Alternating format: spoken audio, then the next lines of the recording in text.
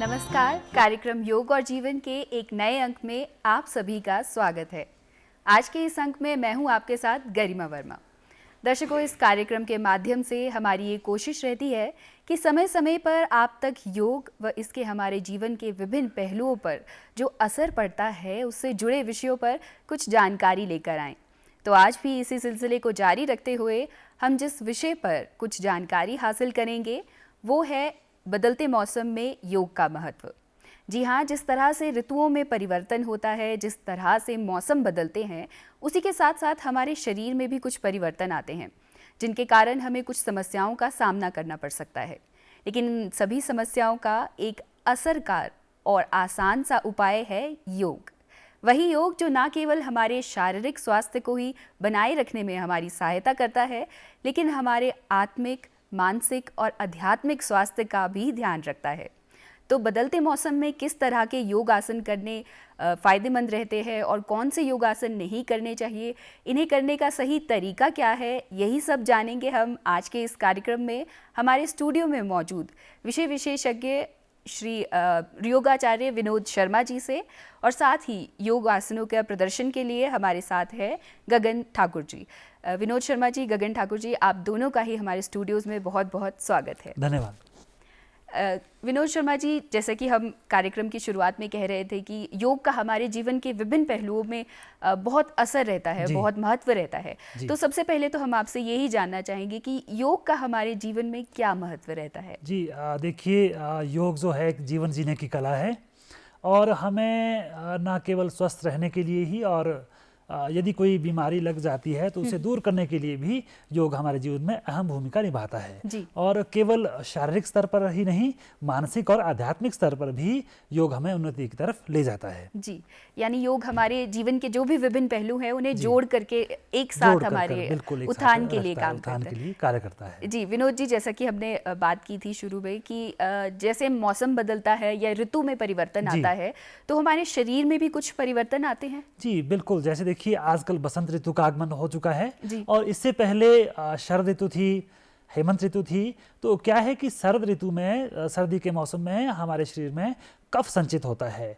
हम तली हुई पदार्थ भी खा लेते हैं, हमें पच भी जाता है, पर वह वसा के रूप में स्टोर हो जाता है। तो यह जो कफ है, यह बसंत ऋतु के आते आते सूर्य के गर्मी के प्रभाव से धीरे धीरे द्रवित होना शुरू होता है और यह कफ ही हमारी जठराग्नि को मंद करता है और इससे कफ कुपित होकर अनेक प्रकार के कफ रोग हमारे शरीर में उत्पन्न हो जाते हैं।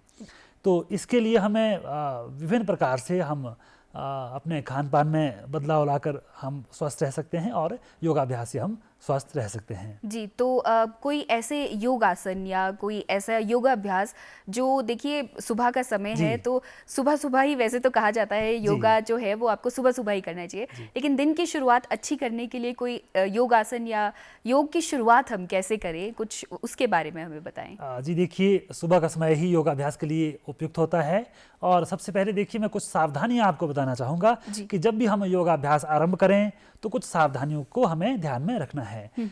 सबसे पहले तो खाली पेट हमें सुबह अगर हम अभ्यास करते हैं तो बहुत ही बढ़िया है।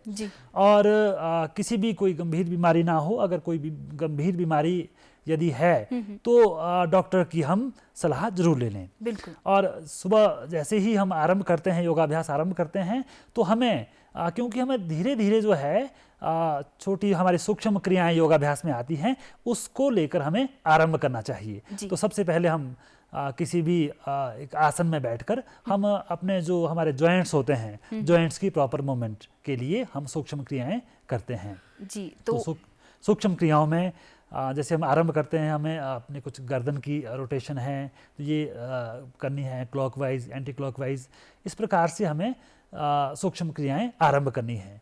पर गरिमा जी, कुछ हमें सावधानियां भी रखनी है कि जैसे जिन लोगों को सर्वाइकल का पेन हो उन लोगों को अपनी गर्दन पीछे की तरफ नहीं झुकानी है ना।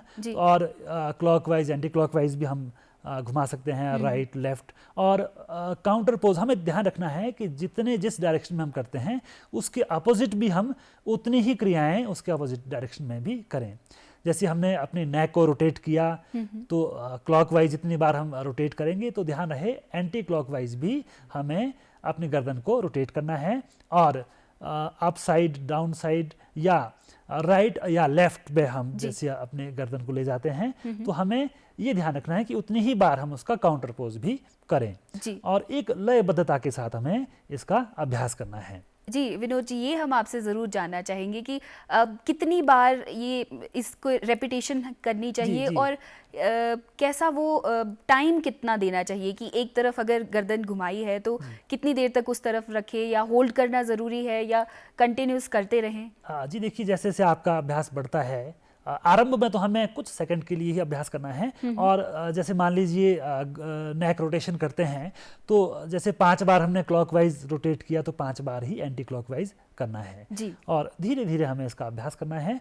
और इसके बाद जो है नेक रोटेशन के बाद हमारा शोल्डर रोटेशन आता है, तो शोल्डर को भी हम अपने जैसे गगन जी प्रदर्शित कर रहे हैं उस प्रकार से हमें अपने शोल्डर के जो जॉइंट्स हैं ये भी हमें घुमाना है। ये भी ध्यान रखें, बिल्कुल आराम आराम से हमें धीरे धीरे अभ्यासों को करना है। और क्योंकि ये जो वात रोग हमारे शरीर में संचित होता है यह जॉइंट्स में होता है, तो ऋतु परिवर्तन के साथ वात रोग भी जॉइंट्स में संचित होने की आशंका रहती है। तो ये और हर वर्ग का, हर आयु वर्ग का व्यक्ति इसे इसका अभ्यास कर सकता है। तो क्लॉकवाइज और एंटी क्लॉकवाइज ये हमें अभ्यास करना है। जी, यानी सुबह के समय ही आप शरीर को अगर एक्टिव मोड में लाना चाहते हैं तो सूक्ष्म क्रियाओं से शुरुआत सूक्ष्म क्रियाओं से आरंभ करें और इसके बाद हमारे जो कलाइयों के जॉइंट्स होते हैं उनको भी हम 5-5 बार अगर क्लॉकवाइज एंटी क्लॉकवाइज रोटेट करते हैं तो क्योंकि हमारे जो ये कलाई के जॉइंट्स होते हैं इनमें भी वात रोग संचित होने की संभावना रहती है, या जिन लोगों को गठिया की शिकायत होती है उनके लिए भी काफ़ी यह लाभदायक है। जी, अगर हम बात करें मौसम बदलने की, जैसे हम बात करते हैं तो अक्सर हम ये देखते हैं विनोद जी कि जब सर्दियाँ आने वाली होती है ना तो हम सारी अपनी तैयारी करके बैठ जाते हैं कि खान पान सही कर लो, गर्म कपड़े पहन लो, थोड़ा मतलब पूरी तैयारी करते हैं, लेकिन जब सर्दियों से गर्मी की ओर आते हैं तो हम थोड़े से लापरवाह हो जाते हैं। तो ऐसे मौसम में हमें अपने शरीर की देखभाल के लिए क्या योगासन करने ज़रूरी है? जी देखिए, जब ऋतु परिवर्तन होता है योगासन का तो हमें ध्यान रखना ही चाहिए, साथ साथ हमें अपने आहार पर भी हमें ध्यान देना चाहिए। क्योंकि अगर जैसे ये मैंने आपको बताया कि भी हमारा कफ जो है वो कुपित होता है और जठराग्नि मंद होती है, तो हमें अपनी जठराग्नि को प्रदीप्त करने के लिए कुछ ऐसे अभ्यास करने होंगे। हमें अपने जो तला भुना हम पदार्थ खाते हैं उनसे हमें परहेज करना चाहिए, क्योंकि हमारी जठराग्नि पहले से ही मंद होती है कफ के द्रवित होने से, और यदि हम इस प्रकार के पदार्थ खाएंगे तो और भी हमारे अग्नि जो है मंद पड़ जाएगी। तो हमें ये थोड़ा सा हमें ध्यान रखना चाहिए। और जैसे आपने बताया कि हम किस प्रकार से इस बदलते मौसम में करें, तो जैसे सूक्ष्म क्रियाओं में ही जैसे हम पहले के समय में हमारा जो दिनचर्या थी वो उसमें चक्की चलाते थे, अब वैसी क्रियाएं अब लुप्त हो चुकी है। आधुनिक युग है, मशीनी युग है, तो हमें चक्की चालन नाम का एक अभ्यास भी आता है योगाभ्यास में। तो चक्की चालन में जिस प्रकार से हम प्राचीन समय में महिलाएं या घर के अन्य सदस्य चक्की का चालन करते थे, वैसे ही चक्की चालन का अभ्यास किया जाता है।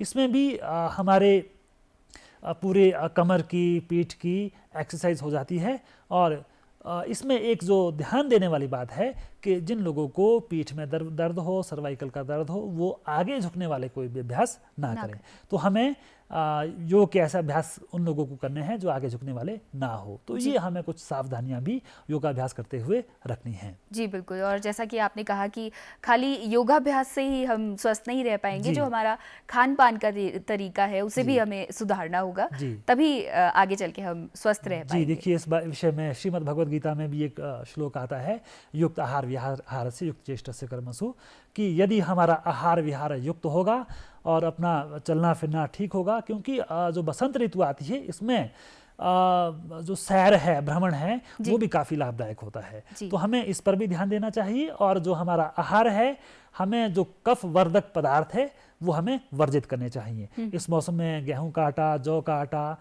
और खासकर शहद जो है वो कफनाशक एक औषधि भी कही गई है, तो हम इन प्रकार के पदार्थों का उपयोग हम कर सकते हैं। जी, यानी कि कफ से लड़ने के लिए शहद एक असरकारक औषधि है। जी बिल्कुल। और जैसा कि आपने कहा कि सुबह का जो भ्रमण है वो बहुत सही रहता है। और देखिए, अब तो मौसम भी बढ़िया हो गया है, बिल्कुल खुशनुमा मौसम है, तो ऐसे मौसम में हम भ्रमण भी सुबह कर सकते हैं। जी, एक बार हमने ये सूक्ष्म क्रियाएं कर ली, सुबह की हमारी शुरुआत हो गई, इसके बाद कोई प्राणायाम की अगर हम बात करें, क्योंकि योगा का ही एक अंग है और योग में ही आता है, हम प्राणायाम को भी गिनते हैं, तो वो गर्मी के मौसम में या बसंत ऋतु की अगर हम बात करें तो इसमें कितना ज़रूरी रहता है प्राणायाम करना? देखिए, प्राणायाम भी एक जब हम आसन कर लेते हैं तो उसके बाद प्राणायाम की बारी आती है। तो प्राणायाम में भी हम अनुलोम विलोम है, कपालभाति, इस प्रकार के अभ्यास हम कर सकते हैं। परंतु यदि जैसे हम स्टार्टिंग में हम बात करते हैं कि हम आसनों का अभ्यास कर लें, तो जब भी आप प्राणायाम करें तो उससे पहले एक बार आसन का, क्योंकि देखिए बहुत ज़्यादा समय आज के समय में किसी के पास भी समय नहीं होता है। हम 1 घंटा 2 घंटा योगाभ्यास में नहीं लगा सकते हैं, क्योंकि कामकाजी महिलाएं हैं और जो कर्मचारी वर्ग के हमारे मित्र हैं, तो नहीं, इतना समय नहीं दे पाते हैं। तो इसके लिए हम क्या कर सकते हैं कि हम 15 से 20 मिनट का समय भी हम नित्य प्रति अगर योगाभ्यास में देते हैं तो स्वस्थ रहने के लिए हमारे पर्याप्त हो जाता है। तो जो योगाभ्यास का जो क्रम है, आसनों का क्रम है, तो उसमें जैसे हमने सूक्ष्म क्रियाएं कर ली, तो उसके बाद यदि हम कुछ खड़े होकर किए जाने वाला आसन है उनका अभ्यास कर सकते हैं, कुछ बैठ के किए जाने वाले आसन हैं। तो देखिए, जब हम आसनों की बात करते हैं, कुछ खड़े होने वाले जो अभ्यास हैं, उसमें कटी चक्रासन का एक बहुत बढ़िया एक अभ्यास है जी। तो देखिए, हमें एक जो महत्वपूर्ण एक बात है वो हमें ये देखनी होती है कि क्योंकि हमने जठराग्नि को प्रदीप्त करना है, तो इसके लिए हमारा जो पेट से संबंधित जो आसन है, जो हमारे पेट की मूवमेंट करे, हमारा पेट ट्विस्ट हो, उस प्रकार के आसनों पर हमें जोर देना है। क्योंकि हमारा जठराग्नि प्रदीप्त होगी तो जो हमारा द्रवित कफ है तो उस कफ दोष को वो दूर करेगा। तो इस प्रकार से हम कटी चक्रासन का अभ्यास करेंगे। और इसी में एक आसन आता है पादहस्तासन का अभ्यास। तो पादहस्तासन के लिए भी हमने आगे की तरफ झुकना है, पर इसमें भी देखिए ध्यान रखिए कि जिन लोगों को सर्वाइकल हो, पीठ की दर्द हो, वो लोग इस आसन का अभ्यास ना करें।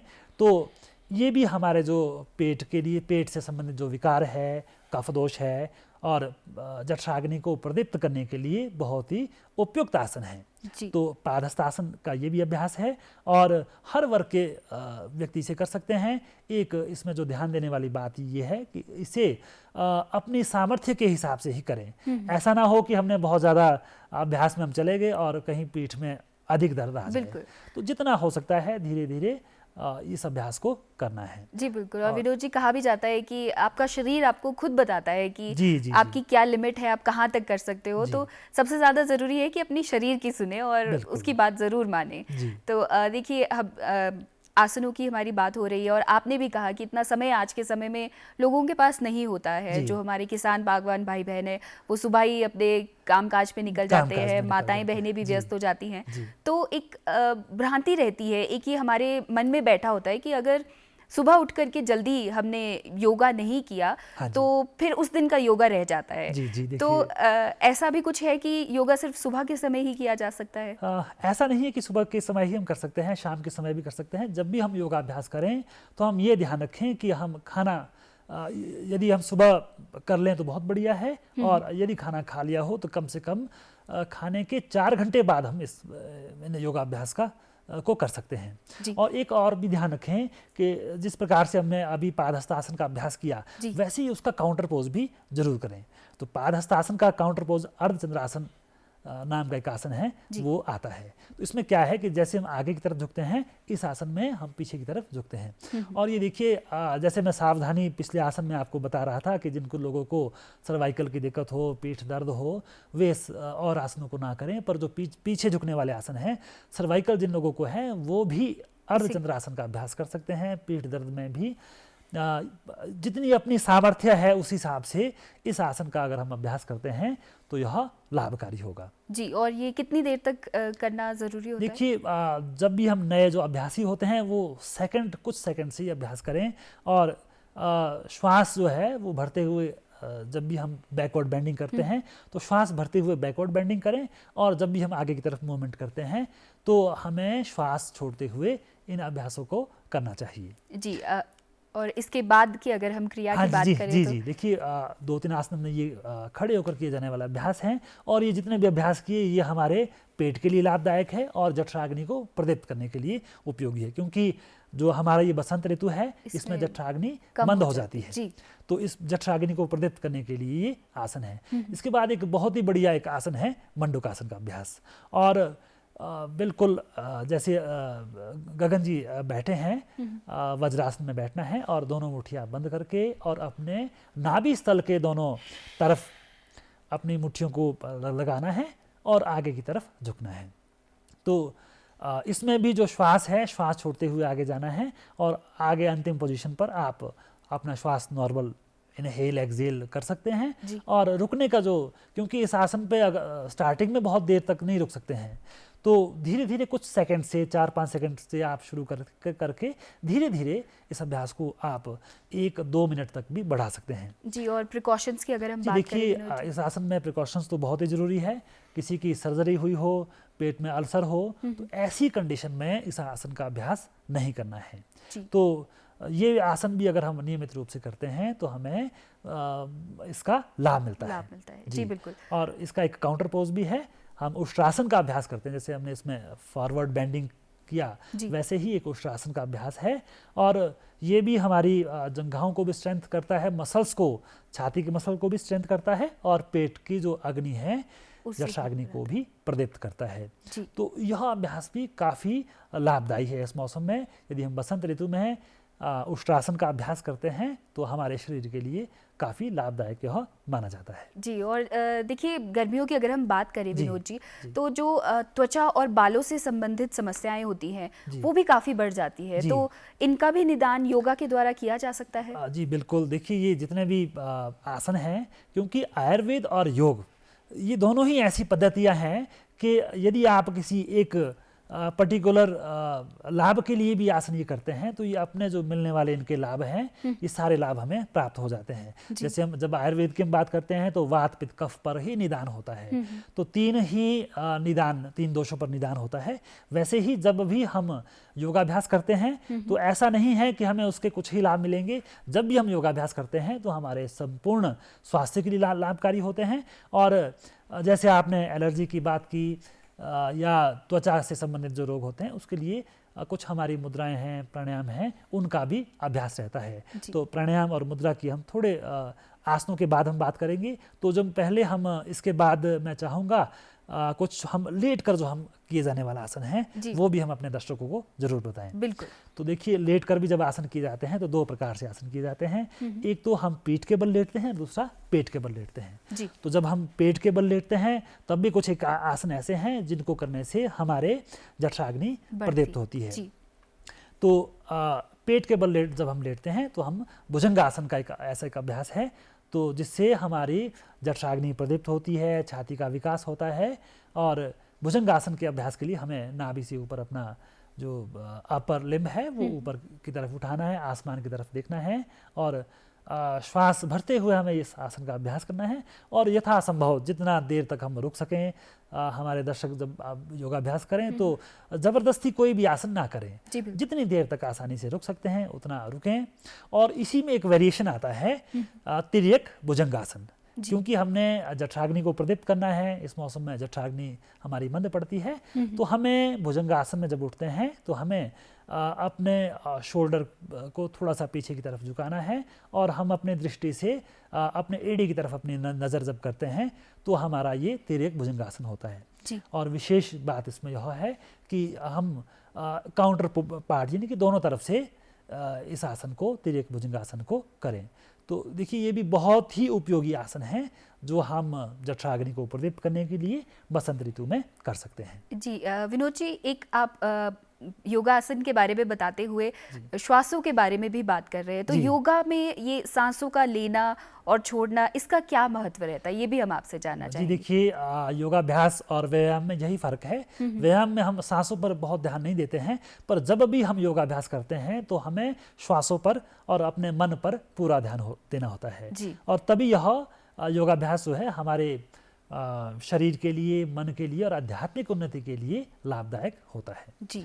तो इसी कड़ी में एक अगला अभ्यास जो है हम पेट के बल लेटकर जो हम करते हैं तो शलभासन का अभ्यास आता है और ये भी पेट के लिए काफ़ी उपयोगी है। और इस अभ्यास में हमें अपने जो हाथ हैं वो अपनी जंघाओं पर रखने हैं और अपने जो हमारे पाँव हैं वो ऊपर की तरफ लगभग 30 डिग्री में हमें उठाने हैं। और इसमें पेट पर काफ़ी खिंचाव पड़ता है, मसल्स पर, और इंटेस्टाइन के लिए भी लाभकारी है। और जो किसी को कब्ज की दिक्कत हो तो उसमें भी लाभकारी है, और इससे भी जठराग्नि प्रदीप्त होती है। तो यह भी काफ़ी उपयोगी आसन है जो हम पेट के बल लेटकर जब अभ्यास करते हैं तो ये करते हैं। जी, यानी कि अगर संपूर्ण स्वास्थ्य की हम बात करें तो उसमें उदर का जो स्वास्थ्य है वो सही होना बहुत जरूरी रहता है। देखिए, पाचन क्रिया तो सारी पेट से ही होती है जी। अगर हमारा पेट स्वस्थ है तो हमें कोई भी बीमारी नहीं हो सकती। जी। तो इसी के बाद अगर हम अगले आसन की बात करें तो देखिए, कुछ एक ये आसन जो मैंने अभी बताए हैं ये जठराग्नि को प्रदीप्त करने के लिए। अब देखिए, क्योंकि हमें 15 से 20 मिनट अगर हम आसन करते हैं, क्योंकि बहुत समय हमारे भाइयों बहनों के पास नहीं होता है, तो थोड़े थोड़े अगर 3-3 आसन 4-4 आसन भी हम हर प्रकार के करें तो लाभदायक होता है। 15-20 मिनट में हमारा यह क्रम पूरा हो भी जाता है। तो जो पीठ के बल किए जाने वाला आसन है उसमें भी एक नौकासन का अभ्यास है, तो ये भी बहुत उपयोगी है। इसमें हमें अपना हिप पर पूरा बैलेंस लाकर अपना लोअर लिम्ब अपर लिम्ब उठाना है और एक नौका की स्थिति हमें बनानी है। तो इसमें भी हमें, जब भी हम योगाभ्यास करते हैं तो हमें अपने मन को भी केंद्रित करना है कि हमारे किस शरीर के किस अवयव, किस पार्ट पर हमारे प्रेशर पड़ रहा है, उस भाग को हमें देखना है। तो जब भी हम इस नौका आसन का अभ्यास करते हैं तो हम देखते हैं कि हमारे पेट पर स्ट्रेस पड़ता है, और हमें जो प्रिकॉशंस है वो यह ध्यान रखनी है कि किसी की अगर पेट की सर्जरी हुई है या पेट में अल्सर है, कोई इस तरह की बीमारी है, तो हमें इस आसन का अभ्यास कम से कम 6-8 महीने तक हमें यह आसन नहीं करना है। उसके बाद भी डॉक्टर की सलाह से हम यह आसन का अभ्यास कर सकते हैं। जी। और अगर कोई किसी भी तरह के अगर कोई बीमारी से ग्रस्त है तो उसे खुद से वो कोई भी योगासन जैसे हम बता रहे हैं या वो टीवी पे कहीं भी देखते हैं तो उनका अभ्यास वो कर सकते हैं या फिर एक प्रशिक्षक का होना जरूरी है? जी देखिए, जब भी हम जैसे आज हम बात कर रहे हैं तो हम बदलते मौसम में क्या क्या स्वस्थ व्यक्ति अभ्यास कर सकता है, तो उनके लिए हम अभ्यास की बात कर रहे हैं। यदि किसी भी हमारे साधक, हमारे भाई बहन को कोई जटिल बीमारी है, कोई जटिल समस्या है, तो वह अपने से ही या कहीं देखकर सुनकर अभ्यास ना करें, किसी प्रशिक्षित योग प्रशिक्षक के सानिध्य में ही अभ्यास करें। तो क्योंकि वह आपके रोग का निदान सही से कर पाएगा, आपके जो हमारे साधक है उनके लिए क्या उपयुक्त है उनके लिए वो बता पाएगा। तो यह ध्यान रखना काफी महत्वपूर्ण है। जी, यानी बिना प्रशिक्षक के खुद से ही शुरू नहीं हो जाना है। अगर आप किसी भी तरह की समस्या का सामना कर रहे हैं, क्योंकि वो कहा भी जाता है ना कि अति हर चीज की बुरी होती है। तो अगर आप खुद से ही कुछ भी करते जाएंगे तो उसका विपरीत असर भी फिर शरीर पे पड़ सकता है। जी विनोद जी, अगर हम अगले आसन की बात करें जो नौका आसन के बाद किया जाता है। नौका आसन के बाद एक उत्तान पादासन का अभ्यास है। जी। उत्तान पादासन में हमें अपने पाँव को थोड़ा सा ऊपर उठाना है, लगभग 30 डिग्री तक हमें उठाना है और होल्ड करना है, और दोनों हाथ जमीन की तरफ लगे हों तभी हम इस आसन में बैलेंस बना सकते हैं। और धीरे धीरे इस आसन में रोकने की कोशिश करनी है, कुछ सेकंड से आरंभ करना है। फिर आप नित्य प्रति जब अभ्यास करेंगे तो आप इस आसन में अधिक देर तक भी रुक सकते हैं। तो यह आसन भी जठराग्नि को प्रदीप्त करने के लिए, पेट से संबंधित जितनी भी बीमारियां हैं उनको दूर करने के लिए, और जो जंघाओं की हमारे मसल्स है उनको स्ट्रॉन्ग करने के लिए काफ़ी यह उपयोगी है। जी। अब देखिए, जैसे विनोद जी हम बात कर रहे थे कि भागदौड़ भरी वाली जिंदगी ज़्यादा हो गई है। जो छोटे बच्चे हैं आजकल उनमें भी स्ट्रेस की समस्या देखी जा रही है, और जो बीमारियां एक उम्र के बाद होती थी अब वो जल्दी जल्दी देखने को मिल रही है। तो कहीं ना कहीं इसका कारण स्ट्रेस, तनाव ये सब भी है। तो इनका समाधान के लिए योग में क्या उपाय है? किस तरह, क्या हम प्राणायाम, मेडिटेशन, कौन से योगासन किए जा सकते हैं कि स्ट्रेस थोड़ा कम हो जाए? जी बिल्कुल, जब भी हम देखिए हम योगाभ्यास आरंभ करते हैं तो हम सबसे पहले एक क्रम यदि हम बना लेते हैं कि हम पहले सूक्ष्म क्रियाएं करें, फिर हम कुछ आसन नित्य प्रति का अभ्यास करें, जैसे कुछ हम खड़े होकर करने वाले आसन हैं, कुछ बैठ कर करने वाले आसन हैं, लेट कर करने वाले आसन हैं। ये कुछ आसन करने के बाद हम फिर प्राणायाम पर चलते हैं। देखिए, जैसे आपने कहा कि आजकल भागदौड़ भरी जिंदगी है और स्ट्रेस बहुत ज़्यादा लोगों में है, चाहे वो हमारी कामकाजी महिलाएं हो या जो हमारे रोजगार के लिए इधर उधर हमारे जो युवा जाते हैं, तो स्ट्रेस में तो हर कोई आज की समस्या में भाग दौड़ भरी जिंदगी में है ही। तो हमें क्योंकि जो हमारा वायु को प्राण वायु है शरीर में, उसको कंट्रोल करने के लिए हम प्राणायाम का अभ्यास करते हैं। तो स्ट्रेस मैनेजमेंट के लिए भी प्राणायाम का अभ्यास हमें करना चाहिए। तो प्राणायाम का जब हम अभ्यास करते हैं, जैसे कहा भी गया है, चले वाते चले चित्तम निश्चले निश्चलम भवेत्, कि शरीर में वायु के चले रहने से मन भी चलता है। मन को अगर स्थिर करना है तो हमें प्राणायाम के अभ्यास से हम मन को स्थिर कर सकते हैं। देखिए, जब प्राणायाम की बात आती है तो हम अनुलोम विलोम एक ऐसा प्राणायाम है जिसे हमें अभ्यास करना है। तो हम इस प्रकार से अपने हाथों के मुद्रा बनाकर हमें अभ्यास करना है। तो इसमें भी देखिए, जब हम स्टार्ट करते हैं तो हमें लेफ्ट से इनहेल करना है, फिर हमें कुछ क्षण के लिए श्वास रोकना है, और फिर हमें राइट से एक्सहेल करना है। और फिर अनुलोम विलोम में जिस नासिका से हम छोड़ते हैं श्वास, उसी से फिर इनहेल करना है ना। और जैसे हमने राइट से छोड़ा है तो राइट से ही इनहेल करके हम फिर लेफ्ट से छोड़ेंगे। तो इस प्रकार से अनुलोम विलोम के हम यदि 10 बार हम अनुलोम विलोम करते हैं तो इसके बाद हमें क्या करना है, कपालभाति का अभ्यास करना है। कपालभाति वैसे तो षडकर्म का एक अंग है, पर श्वासों के साथ संबंध होने से हम इसे प्राणायाम के साथ करते हैं।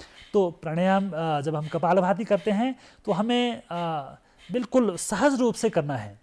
शरीर के किसी भी अन्य अंग पर, जैसे हमारी शोल्डर है, शोल्डर ना हिले, और चेहरे पर शांत भाव से हम इसे करें।